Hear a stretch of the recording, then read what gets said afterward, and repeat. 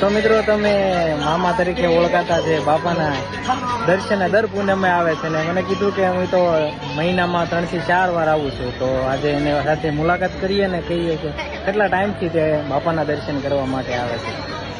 27 વર્ષથી આવો ને તમે હાલીને વિડીયો તમે જોતા હશો. 27 વર્ષથી બાપાના ભજન સાંભળતા દર પૂનમે આવો.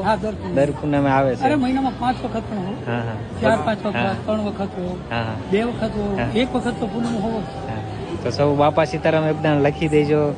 બધા લોકો કહે છે કે મામા તમે હાલીને આવતા હોય એવું લાગતું નથી, કઈ બાજુના ગામમાંથી આવતા હોય.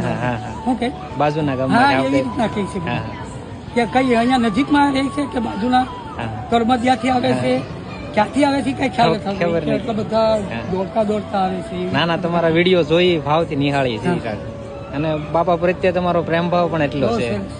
તો બાપા વર્ષોથી આવું છું.